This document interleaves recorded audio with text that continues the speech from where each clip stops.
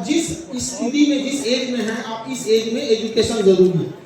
आप बाबू चाह के भी इस मोबाइल के जंजाल से नहीं निकल सकते, ये हम आपको गारंटी दे रहे हैं, क्योंकि करोड़ों की सैलरी पाने वाले इंजीनियर और साइकोलॉजिस्ट आपके ईमेल को ट्रेस कर रहे हैं कि आपने किस टाइप के वीडियो को पूरा देखा है। यदि आपने कुकिंग की वीडियो को पूरा देखा है तो अगला घसकाइएगा तो कुकिंग से रिलेटेड आएगा। वो 1 महीना टाइम खर्च करके आपके उस ईमेल से 10 से 20 आपके इंटरेस्टिंग टॉपिक को ढूंढा है, आप घसकाते जाइएगा वही आएगा। इसलिए आप उससे निकल नहीं सकते हैं। तो बाढ़ के पानी को रोक नहीं सकते हैं, मोड़ सकते हैं। तो इस मोबाइल की दुनिया में आप करिएगा क्या, इंटरटेनमेंट के बजाय, नाच गाना देखने के बजाय, कॉमेडी देखने के बजाय, इंटरटेनमेंट ना करके पढ़ाई से रिलेटेड कुछ चीज देखने की कोशिश कीजिएगा। जैसे लेजर सर्जरी कैसे होती है, रडार कैसे काम करता है, एनिमेशन वाली चीजें कैसे काम करती है। इसे हम लोग इंटरटेनमेंट नहीं करते हैं, इसे एजुटेनमेंट करते हैं। एजुकेशन से इंटरटेन होना, इसे कहते हैं एजुटेनमेंट। तो आप सब बच्चों को कहते हैं कि मोबाइल से दूर होने के बजाय लहरों में वही डूबता है जिसे तैरने नहीं आता है। जिसे तैरने आता है तो लहर के रास्ते किनारे हो जाता, नहीं हो जाता है। तो जो मोबाइल अभिशाप बन रहा है, जो डेटा अभिशाप बन रहा है, क्यों ना हम उससे नॉलेज गेन करने में कर लें। हम क्यों जाएं वो फिल्म देखने में, हम क्यों ना ये देख लें कि हमारे जो गुजरात साहब के प्रधानमंत्री थे तो क्या नीतियां लाए थे, मनमोहन सिंह के समय क्या थी, मोदी जी के समय क्या थी। अगर आपको इसमें इंटरेस्ट नहीं है तो इंटरनेशनल रिलेशन देखिए, साइंस देखिए, किसी भी चीज को देखिए, बस आप उसको इंटरटेनमेंट में मत जाने दीजिएगा। वरना जब आप इंटरटेनमेंट में जाते हैं दिमाग आपका संकुचित होते जाता है, और संकुचित दिमाग कभी ज्यादा लोड नहीं ले सकता।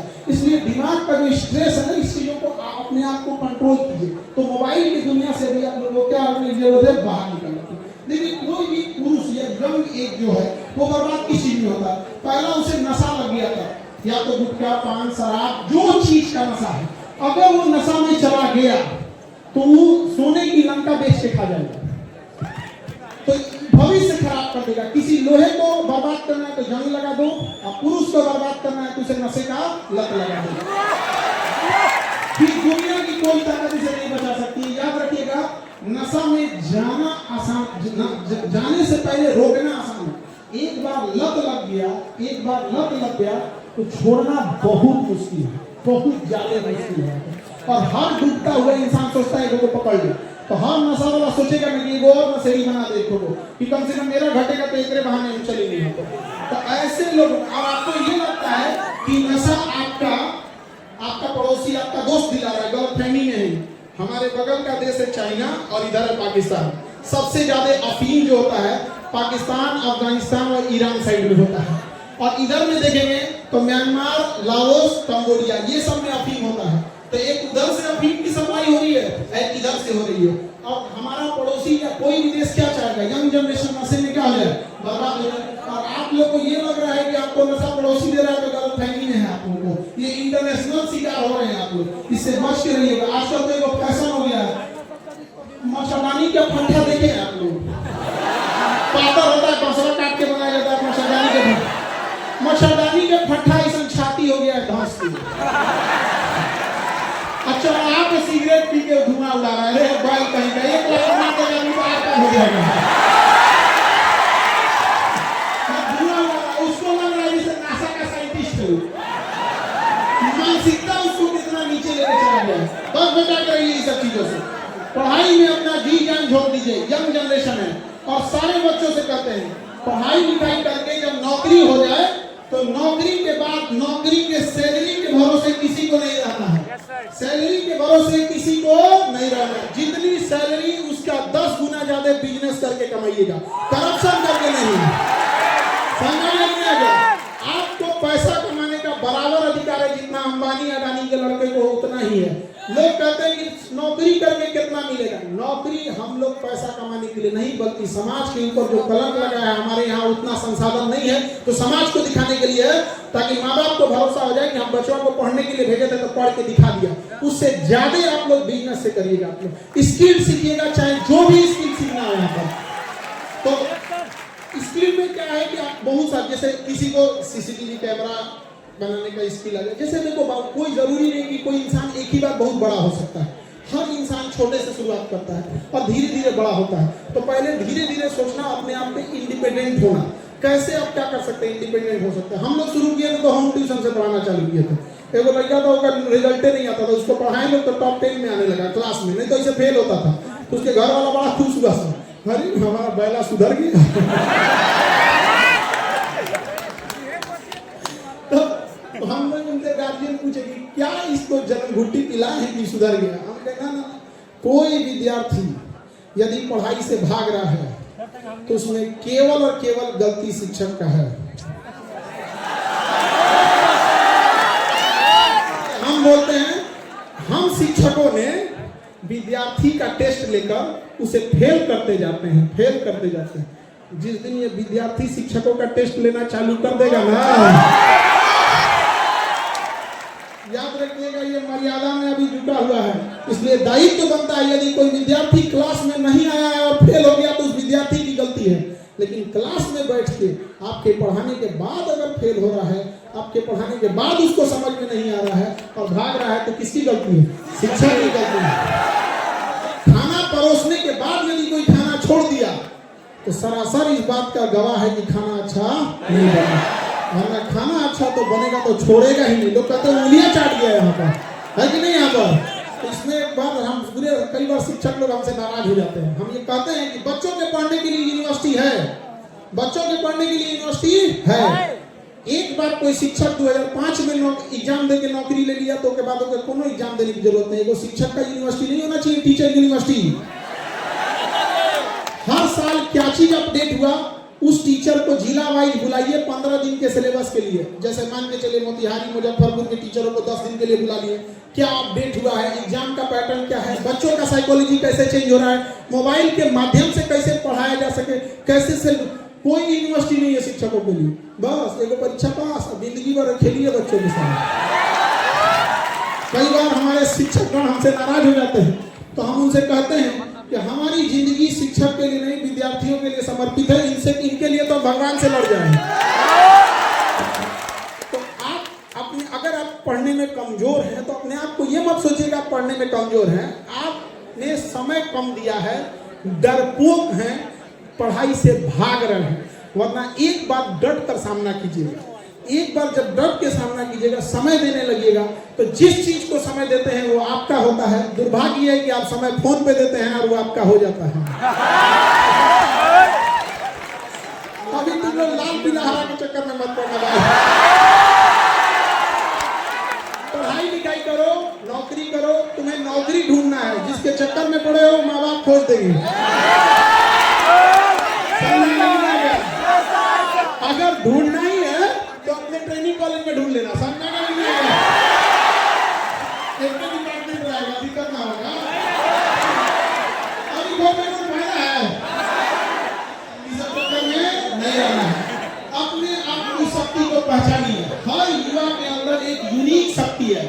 कोई आप में ऐसा बच्चा होगा जो पढ़ने में बहुत तेज होगा, लेकिन एक्चुअल में उसके अंदर एक छिपा हुआ बिजनेसमैन होगा।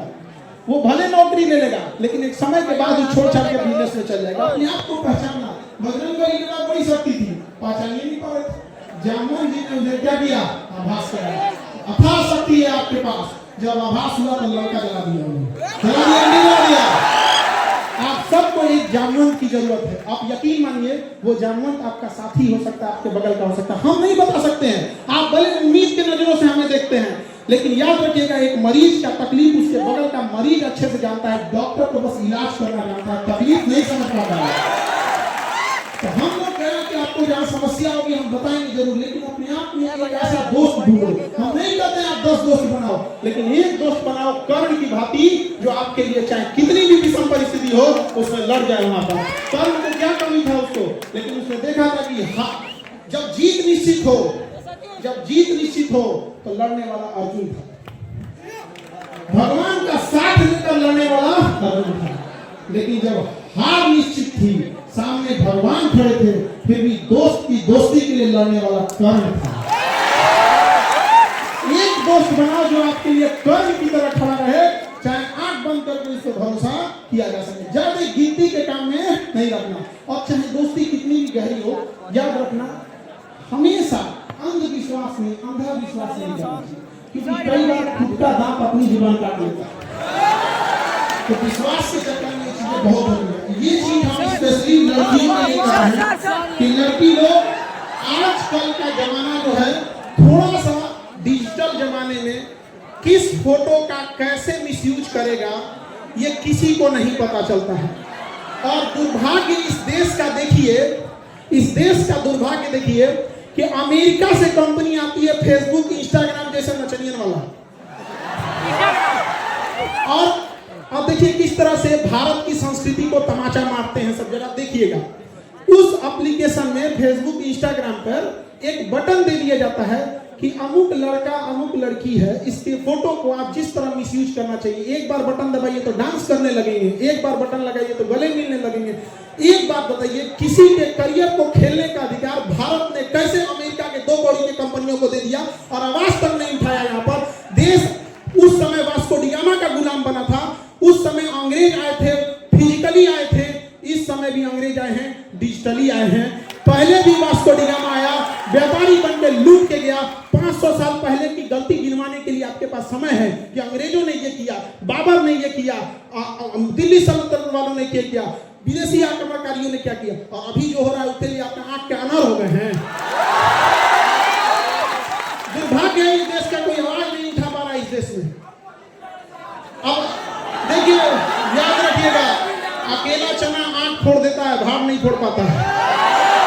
एक बार याद रखिएगा, ये चंपारण की धरती है, अंग्रेजों के कान तक आवाज पहुंचा दी थी तो भारत सरकार है।